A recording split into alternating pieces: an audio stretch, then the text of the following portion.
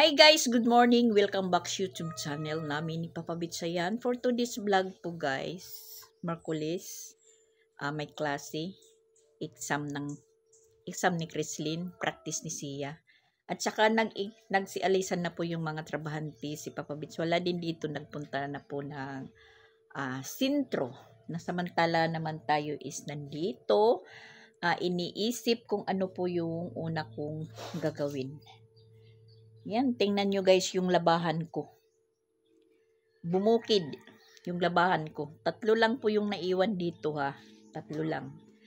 Tapos yung labahan namin ng mga bata, yung kahapon lang nasuot namin. Iniba ko lang yung linagay ko lang sa balde. So ayan po yung labahan ng 3 barako. Yan po yung natin ngayon. Haharapin muna. Hindi pa ako nakapaglinis ng bahay. Kasi ayan, sinarado ko lang yung pintuan dahil may bago po silang alaga dito. Ayan, si Brownie. Naman sila ng alaga na hindi naman sila marunong maglinis ng mga ipot ng mga aso. Tapos yung ihi, hindi naman sila marunong nagdagdag na naman po sila ng trabahuin ko. Na ayan, nagtimpla po tayo ng kape na parang lalamig na dahil naghugas pa po tayo. Pero hindi pa ako naglinis ng buong kabahayan. Uunahin ko muna yung labahin ko. Sasagregate ko po yung mga hindi uniform ng trabahador. Sabi ko sa kanila, ba't madami yung labahan? Sagot nila sa akin nung umuwi daw sila papunta galing ng Compostela, nabutan sila ng ulan. So hindi talaga sila makakaglaba dahil araw-araw po sila may trabaho. Tapos wala ako. Hindi talaga sila makakapagpaglaba ng sa kanila. Hihintayin lang yan na bumukid. Wala tayong magagawa dahil tayo naman po yung naglalaba. Tapos tipid na rin sa sabon kasi pag may laba lang kada isa, mas magastos sa sabon. Kuha ng sabon sa tindahan, maglalaba yung isa. Paglaba ng isa, kukuha sa tindahan. Yun ang cost ng yung natin, tindahan. Nakakalbo. Kuha lang ng kuha. Yung bantay ko naman, hindi nakakaimik. Chat lang ng chat sa akin. Ewan ko kung nagbayad sila, ganito. Tinatanong ko naman kung nagbabayad ka sa tindahan, sabi meron. Yun nga, may binta si Sansan. Sabi ni Ronald, may naman dyan ko nakita ko na 100. Sabi ko, wala na kasi ibinayad na sa parcel ni Papa Beach. Nagtawag kasi yun si Sansan na, mama, may parcel. Sabi ko, magkano? 199. Sabi ko sa kanya, may binta ka na dyan, sige bayaran mo. Tapos iniisip ko, nandun pa kami sa Compostela, ano ba yung order ko na mayroong parcel? Tapos si Papa Bits naman, reklamo ng reklamo. May in-order daw siya na yung tuba-tuba nga kahapon na ko. Hindi pa daw dumadating, matagal na in-order. Timing naman, pagdating namin kahapon dito, may nag-deliver na rider, parcel, nakapangalan sa akin. Pero order ni Mama Walin. Pag may dumadating dito na parcel na para sa akin, hindi yun akin, kay Mama Walin. Tapos kahapon nga, may parcel dito, binuksan ko. Pagkatingin ko ng ng laman, kay Papa Bits pala.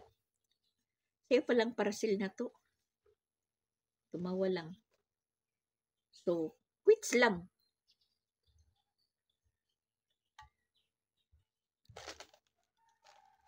Yan, yung mga alaga. Nakahiga sila. Hindi pa ako nakapaglinis, hindi pa ako nakapag-umpisa. Dito sa likod, walisin din. Yan po ang problema pag nawawala ako dito sa bahay. Talagang yung mangyayari po, tudurutin tayo.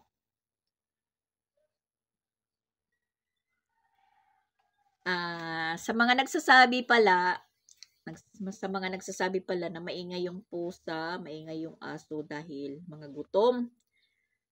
Sa totoo lang, yung aso sa labas, hindi yan sa amin. Meron pong yung paikot-ikot lang po na aso dito, pero yung tulugan niya is dito sa tambayan ko, sa tambayan na ginawa ko. Diyan siya sa nakaupo. Meron pong manliligaw na naman. Alam niyo naman pag may babae na aso na yung kumakaringging na maraming lalaki na kaano dito, tas yun nga naghahabulan, tas yung aso nila madam, siya po yung siga dahil binabantayan nyo yung babae na aso, yung babae binabantayan, ayaw niyang pa-scorein yung iba, kaya yun maingay, nag-aaway-away sila. Dito naman si Sanya, ganun din, nililigawan. Alam nyo naman yung pusa pag merong nanliligaw din, yung babaeng pusa naman is pakipot, pahabol ng pahabol hanggang sa umaabot sila sa bubong, tapos maingay na parang nag-aaway din sila. Kanina nandun sila sa may sa may likod ng mga akis ng red horse, doon po sila naglalampungan. Bali tatlo sila, pinag-aagawan nila si Sanya. Tas maingay ba, yung maingay na iwan ko anong huni yan na talagang makakaano ka, maiinis ka sa ingay nila. Yun po yung dahilan, yung pag-iingay nila, hindi po sa mga gutom, kasi yung aso namin is nandito lang naman sa loob. Merong pagkain na dog food, merong pagkain na kanin lang. Sa sobrang busog at hindi nakakalabas, yun, marami po silang ipot dito sa mga gilid-gilid na yun, trabahuin ko. Lilinisan po natin, linagyan ko lang muna ng lupa, buhangin yung ipot nila na para walisin ko, daspanin. Yun po yung gagawin natin. Hindi sila mga busog. Kasi pinapakain yan sila. Tingnan nyo yan, tulog. Yung tuta na bagong bigay dito, kinuha yan ni Papa Bits dahil lalaki. Siya daw yung magbabantay. Binilhan pa niya ng pagkain. Tapos hindi man lang nagdadaspan ng ipot. Pinapabayaan. Oh my gosh, ako na naman, dagdag ko trabaho yan. Tapos umamo siya, yung tuta, umamo kaagad. Nung unang araw pa lang niya dito, pag binubuksan yung gate, lumalabas, lumalayo. Ngayon, lumalabas naman po siya, natatawag mo na, nabalik. Bumabalik siya, pumapasok. Tapos ayan, nakasarado lang yung pinto dahil minsan pumapasok. Paro daw nung isang araw, nandun kami sa Compostela, tas umuwi naman sila sila Ronald dito. Kami lang po yung naiwan. Pagpasok ni Ronald sa kwarto, may ipot doon. Hindi nabantayan ni Sansan na pumasok pala. So, ayan, magkape muna ako guys bago po ako mag-umpisa sa routine ko. Na meron pa din po akong iniisip ngayon na aasikasuhin. May importante pong ako ang aasikasuhin ngayon. Kailangan po maasikaso ko. Tapos, maipadala ko kaagad. Merong utos po sa akin si Pix Vlog. Kasi po, ganito yon. Chinat po ako ni Pix bago sila lumipad papuntang Japan.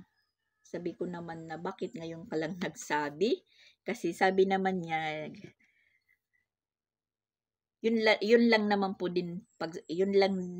din na pinagsabihan siya. Parang nagulat po ako kasi sabi niya, ma, may live birth ka. Sabi ko naman, meron, pero sa yung live birth ko, yung parang luma. Kasi, imagine naman, 1969 po ako. 1969. Tapos, hindi ko alam kung nakarestro tayo sa sa NSO, kung meron pong live birth tayo. Sabi ko kasi, hindi naman pareho ngayon na pag nanganak ka, talaga asikasuhin agad yung live birth. Yung sa akin noon, kasi lang po, yata ako partira na ipinanganak. Hindi ko alam kung meron po akong live birth. Tapos, si Papa Bits, nung time magkuha ng live birth, kasi kukuha siya ng lisensya, doon sa Tacloban pa yun, kukuha siya sa sa NSO pa, hindi pa PSA. Nagpunta po kami ng sa masa. Yung masa, hindi ko alam kung ano yung ibig sabihin ng masa. Doon po ini-inquire kung nakarehistro ka. So, si Papa Bits kasi sa Bicol naman po siya pinanganak. Nagtanong po kami doon kung pwede kumuha siya dito ng live birth noon. So, pwede naman kasi nationwide. So, nakakuha siya ng live birth. Ako naman, nag-try lang po ako kung nakarehistro po ako. Sinulat ko yung pangalan ko, tas yung parents ko, tas ipinasa ko. Yun, meron pala akong rehistro. Nakarehistro pala ako. Pero hindi po siya yung live birth na hitsura ng live birth. Parang record lang dun. Yun nga, ipinasa ko kay Pix kagabi, sabi niya, kuha daw lang po ako ng bago. So, yun. Kukuha tayo dito sa munisipyo, pero i-schedule pa. Sabi ko kay Pix, kailangan ba yan ng, pwede bang mamahintay po yan, basta maipadala ko lang sa agency nila, kasi kailangan daw sa agency, yung live birth ko. Tapos yung barangay certificate ko daw. Pero yung kukuha ng barangay certificate ko, si Mama Pix doon sa Tacloban. Doon na lang po siya kukuha. Yung live birth ko dito ko kukunin, kasi kung si Rosan naman yung pakuhain ko doon ng PSA ko, marami pang proseso. Ganun pa rin, magbibigay ng authorization letter, tapos yung valid ID ko, paano ko yun may tapos yun, sabi ko dito na lang po ako sa munisipyo, dahil yung kay Rosan tsaka Ronald, dito ko naman kinuha nung kinailangan po nang mag-apply po ako ng ISIS.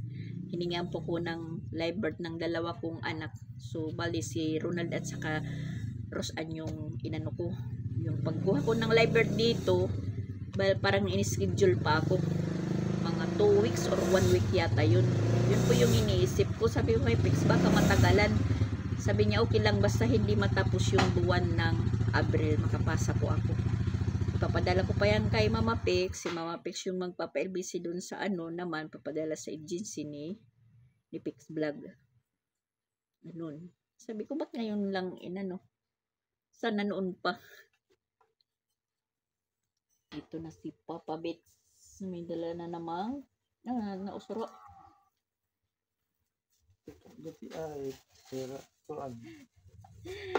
Yung binibili niyang ulam. Nagtitika konti daw kuno yung takal. Ato giniling? Baka nga. Yan. Bagong gupit na naman si Papa Bits. Merong binigay na na t-shirt si Jing. Saka sa sibaraan nila, ayan yung kay Papa Bits. Pero yung sa akin large, parang maliit. Binilhan niya po kami tag-isa.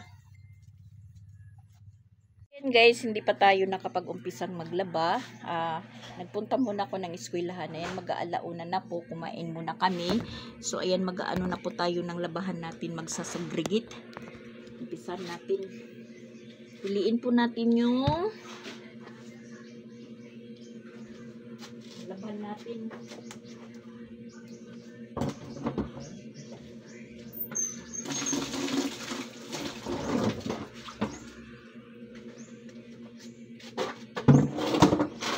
Iporma ko muna yung ano dito. Iporma ko muna yung palanggana ko. Ayan yung labahan natin guys. Bumukid. Aray. Nakatali pala to. Parang natamad ako kaninang mag-umpisa. Nagpunta muna ako ng eskwelahan.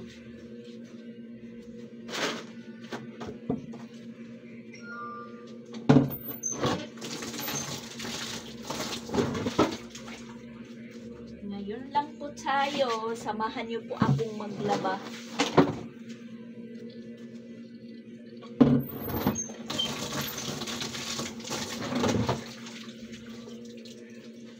Sansan yung pinapaghugas ko, si Sansan. Mag-ano muna tayo, magsasagrigit ng labahan.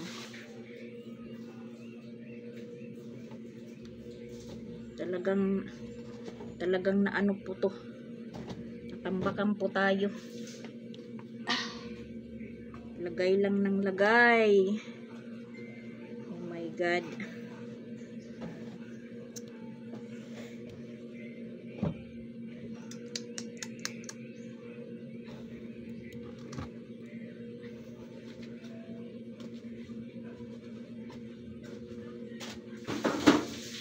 Parang akma pang umulan. Nahin ko lang yung suot namin kahapon. Hindi naman masyadong hindi naman masyadong madumi. Walang waswasan na ito guys, dire-diretso na. Hindi na kailangan waswasan. So yan. Muntik nang maubos yung ano nila. Yung uniform nila, muntik nang maubos. Talagang ano. Oh my God.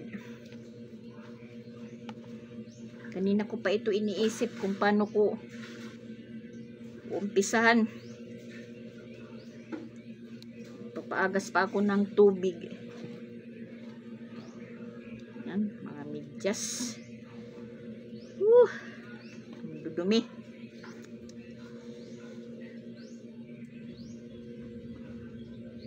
Iwan ko na lang. Siguro pag matuloy kami ni Mama, ni Ate Siksi sa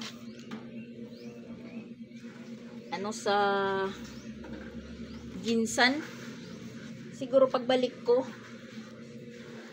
mas madami-dami pa dito.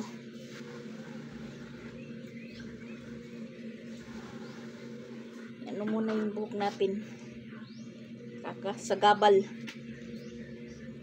Magpakalbo na lang yata siguro ako. Yan, pakadami nito oy. Puro malalaki.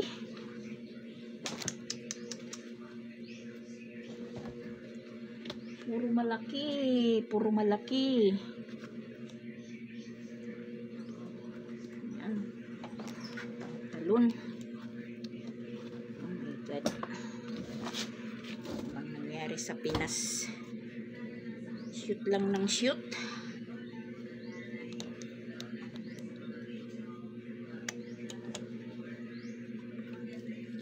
Samantala pag alis ko, wala akong labahan. Pagpunta ng Compostela. Tapos pagbalik ko, ito po yung mapapala natin.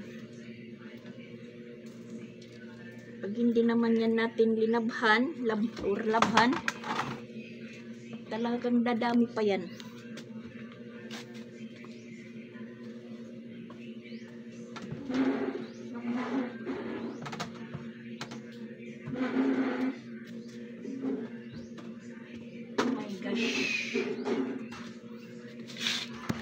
Samahan nyo ako guys, samahan nyo po akong maglaba. Lagay ko lang muna dito yung cellphone ko sa silong ng drum. Tsaka mag-iingay kasi magpaano tayo ng tubig.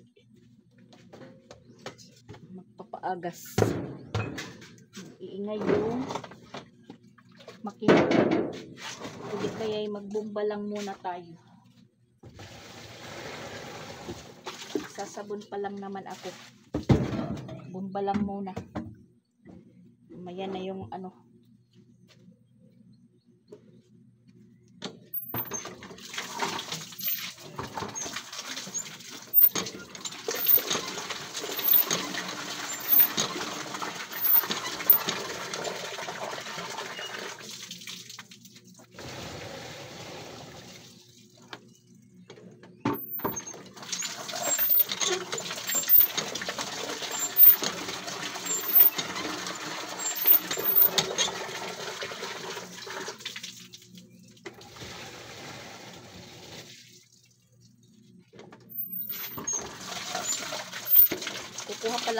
Kukuha pa lang ako ng ano, extension wire.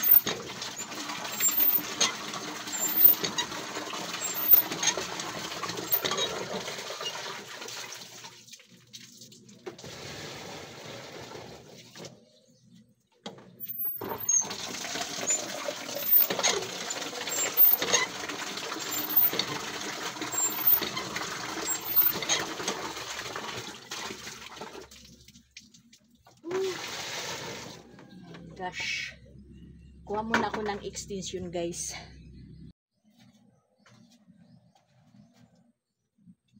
Extension.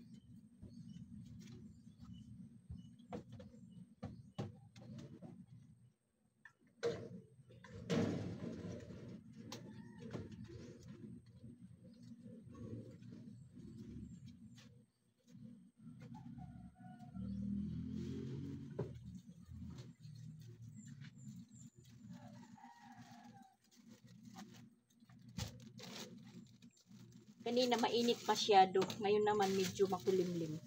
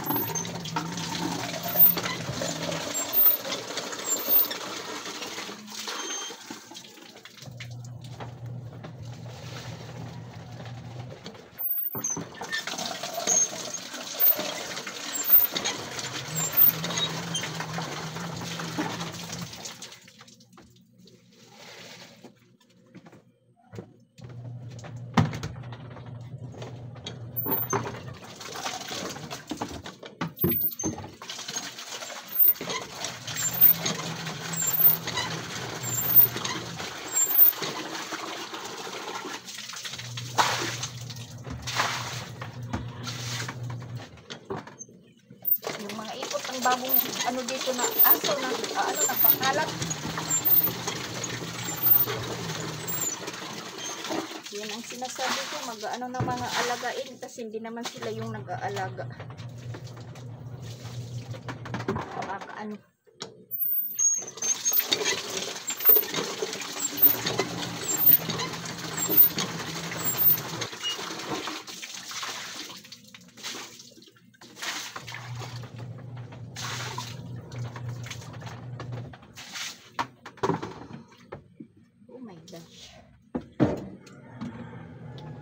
Pandar tayo ng ano guys, ng motor. Nakakahingal yung magbomba ng magbomba. Saksak natin yung kuryente para sa motor. Para hindi po matagal yung pag-ipon natin ng tubig. At si Siya nakatulog. Tinulugan niya po yung tupiin ko. Yan. Sumiksik po siya sa tupiin ko.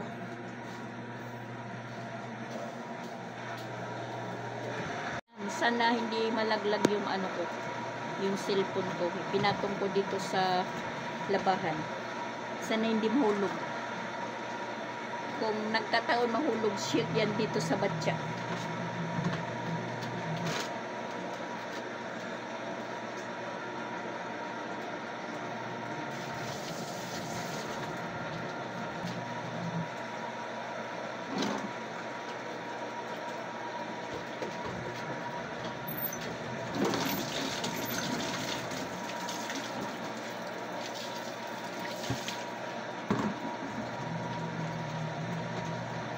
Yan, kunti na lang nasalin yung ano nila, uniform. Puro pantalon na lang, wala nang long sleeve.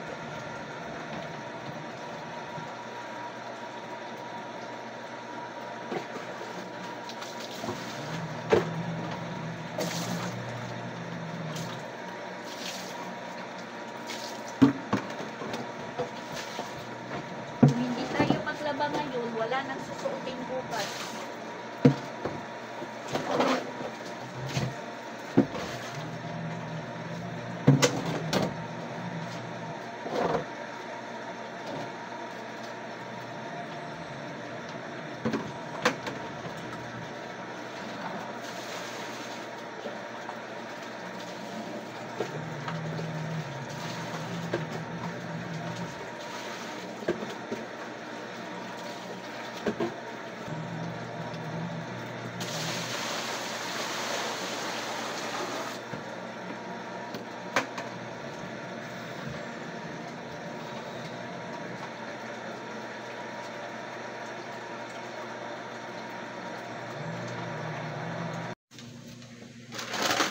Nag-umpisa na po tayong magbanlaw. Tapos ayan, nagkulimlim po yung panahon. Tapos medyo umaambon. Yan, hindi na po delikado dito maglaba dahil nalagyan na po natin ng bubong hanggang dito. So kaya nandyan yung washing machine natin. Ilipat natin na samantala nandun tayo sa likod, naglalaba, tapos nagigil tayo ng malayo. So, naisipan ko na lumipat dito. Yan, may bubong naman, hindi na po trapal. Napalitan na po tayo. Thank you po sa nagpabubong si Ate Betty. Ayan na po, hanggang dito. Hindi na tayo babahain dito banda. Tapos, hindi na po tayo papalit-palit ng bubong. Dahil yung trapal natin, tinanggal na, tapos inilagay ko doon sa likod. Doon sa may tambayan. So yan, nagbabanlaw na po tayo.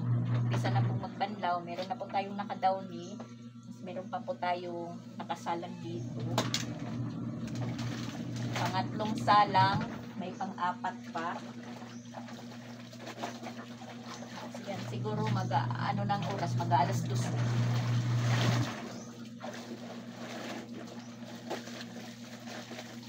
Tatapos po rin tayo maglaba.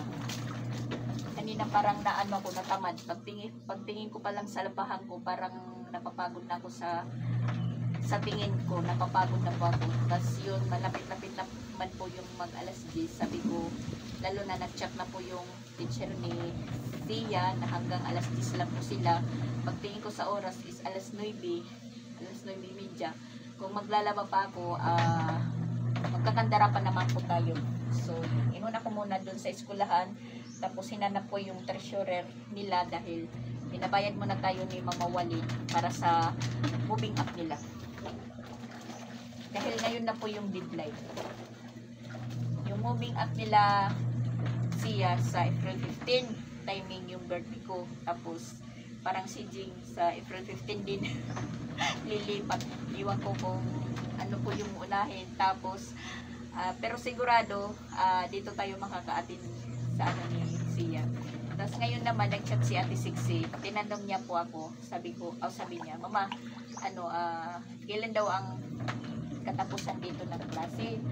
Sabi ko, April 15, kasi ngayong araw, exam na ni Creslin. Tapos, si Sia naman practice.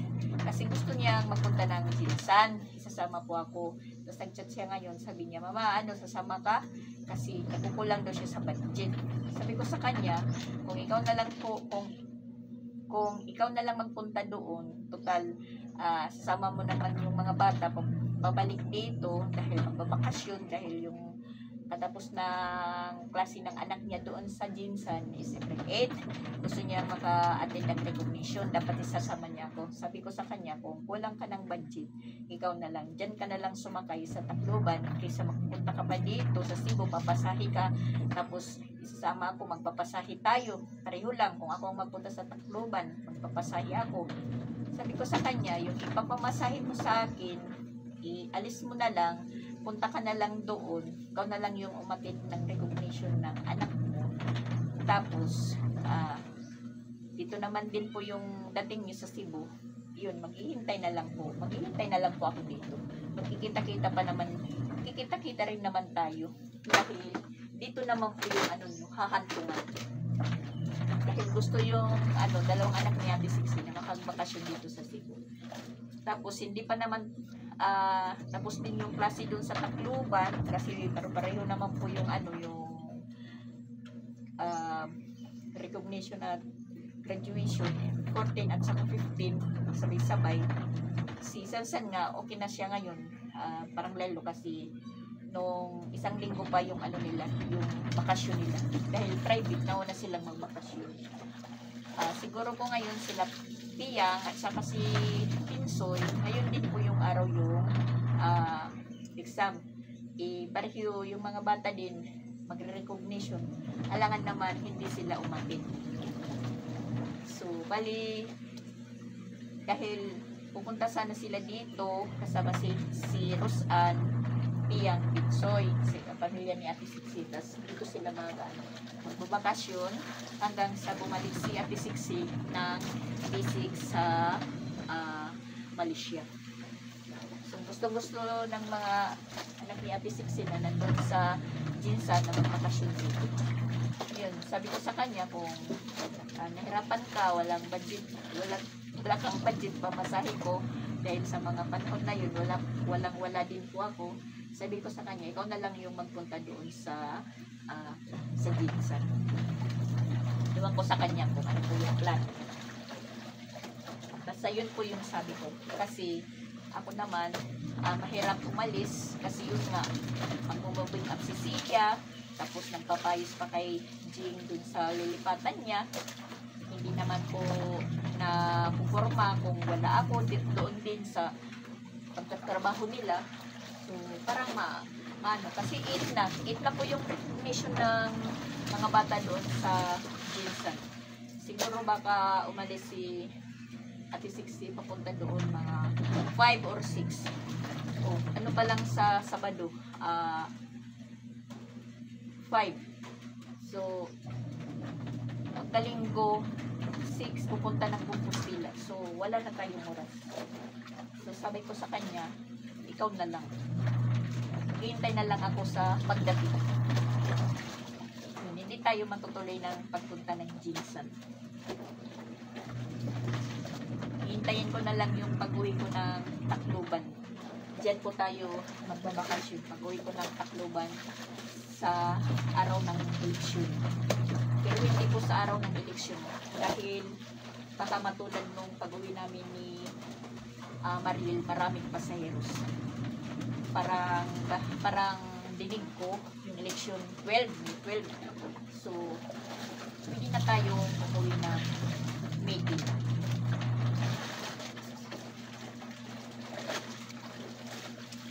Diyan na lang po tayo babawi, magbakasyon.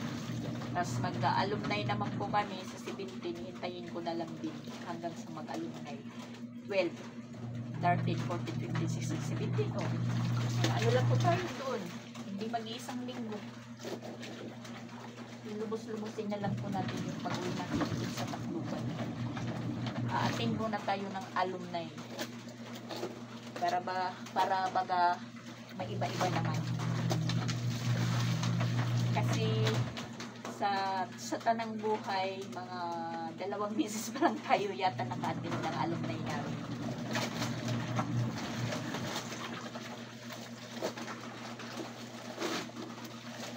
Babawi na lang po tayo pag-uwi. Yun lang, sa Tacloban pa rin. pagkakataon na sana natin na makapunta ng Jinsan. Wala. Naging drawing din.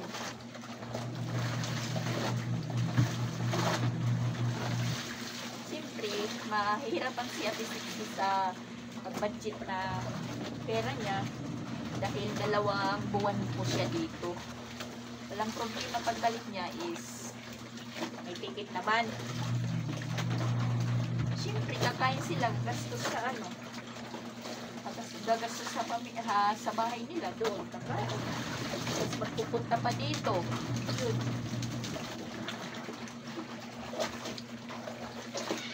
Talagang mauubusan.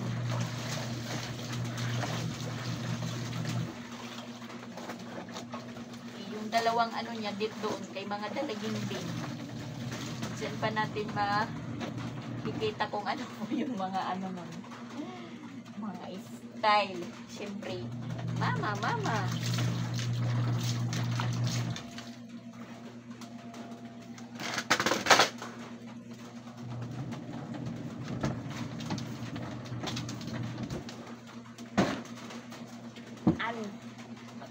Patapos na. At uulan na, umaampun na.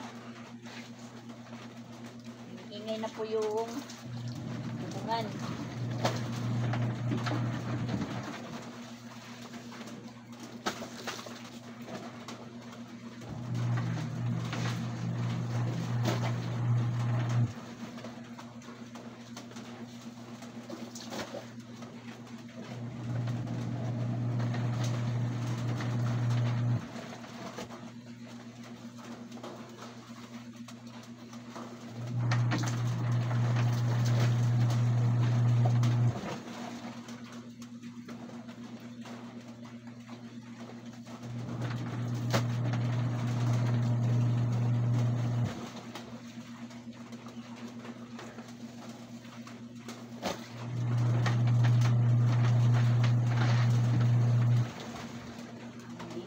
Ng mga jacket.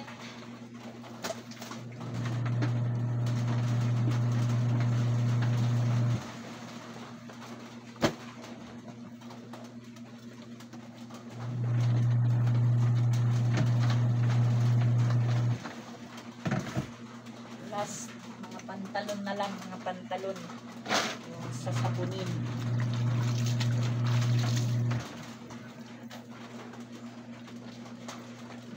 Pantalon na lang. Magpigat naman dito tayo sa dinaunihan natin para pagkatapos ikutan yung mga pantalon hahabwain tapos mag-dryer na tayo.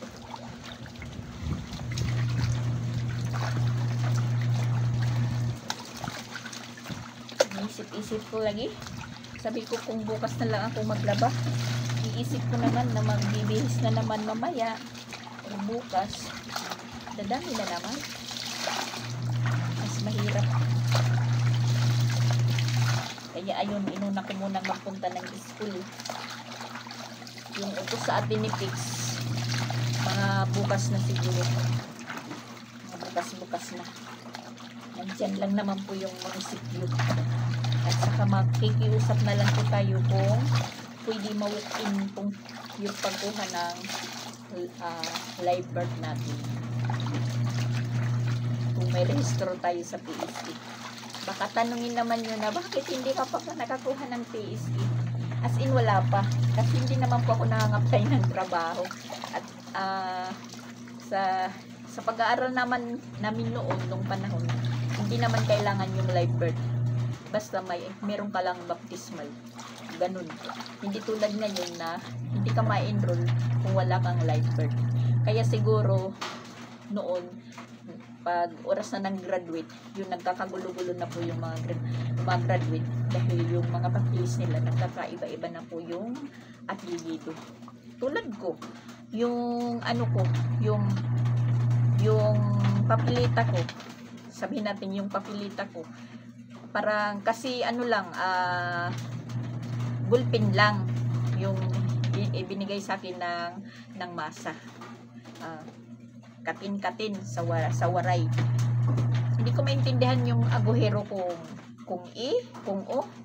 Sabi ko naman kay Pix parang yung aguhero ko parang mali yung spelling kasi yung aguhero na ginagamit namin mula nang mag-aral kami is yu.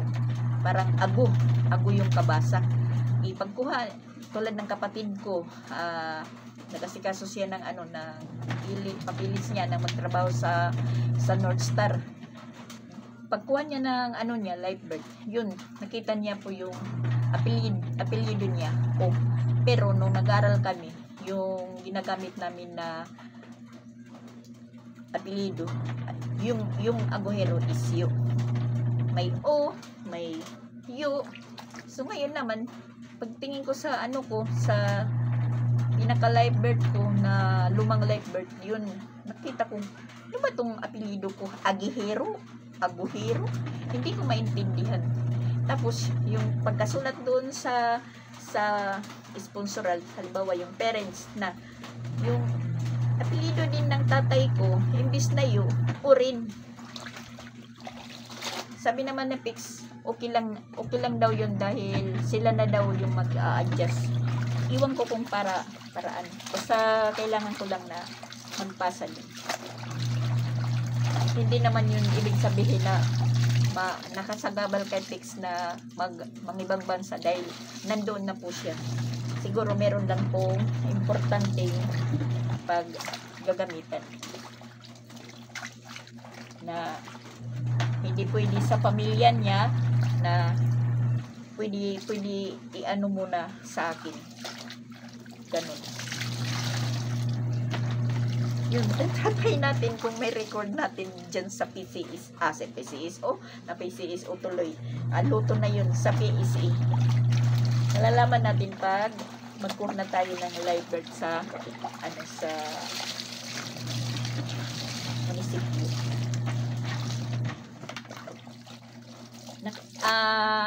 Try ko lang naman po yun pag-inquire kung nakarehistro po ako nung magkuha si Papa Beats ng Lifebird dito at saka kung pwedeng si Papa Beats dito kumuha dahil sa Bicol naman po siya ipinanganak. So pwede naman. So sabi ko, try ko nga kung meron akong record dyan. So ayun, binigyan ako. Meron naman po akong record, naka-registry din. Ibig sabihin, hindi talaga ako kulurog. Yun, baka sabihin, bakit wala kang... Hindi naman po ako nang-apply ng mga trabaho na kailangan ng Lifebird. Yan po guys, ang katotohanan. Kasabihin nyo. Dahil yung mga identification ko, yung halimbawa, yung is ko. Kasi, yung hiningi lang naman sa akin, kung ano yung mayroong kang identification, yun naman yung hinihingi. Tapos, yung naipasa ko sa is national ID. Tapos, hiningian po ako ng, yun nga, PSE ng 2 anak ko. Tapos, yung kinuhaan ko ng PSE, si Ronald at saka si Ronald dito sa Katmon. Yun, na, yung ginagamit ko na mga identification, yung aguhero, is yu, hindi o. Hindi naman inaano nila kung ano yung middle initial ko ngayon kasi may asawa na po tayo. Yung ina-accept yung natin, yung anong apelyido natin ngayon, Agnes Astor. Ganun. Hindi naman ini-importante kung ano yung complete middle initial mo. Basta lagyan mo na lang halimbawa, Agnes Aguera Astor. O yun, triple E. Ganyan po. Hindi pa po ako nakatry makakuha ng PSE. Malalaman natin yan kung kumuha na tayo. Kung hindi tayo kulurong sa PSE. Ay, nako. Katulad din yan kay Pix. Yung Lifebird niya, na naging problema nung mag-umpisa na po siyang mag-apply tapos kailangan na ng Lifebird, kumuha siya ng PSE. Aboy pa ang nangyari po pag ng PSE, pag release, walang pangalan si Rylan doon. baby boy. Sabi ko, ba't nagkaganon? Sa ospital naman po ako nanganak, tapos in-interview po ako. Doon ko nga napangalanan si Rilan ng ng pangalan na Rilan dahil may TV. Tapos tapos na ba yung pelikula, yung mga pangalan. So, parang pumukos sa mata ko yung Rilan. So, yun ang sinabi ko sa bagay kasi mga intern yun. Marami sila intern. Parang mga intern nga, mga estudyante pa lang yata yun. Siguro nakalimutan nung nag-interview sa akin, nakalimutan yung binigay kong pangalan. So yun ang naging resulta, yung ipasa na yung live birth siguro sa NSO, baby boy doon si Rilan.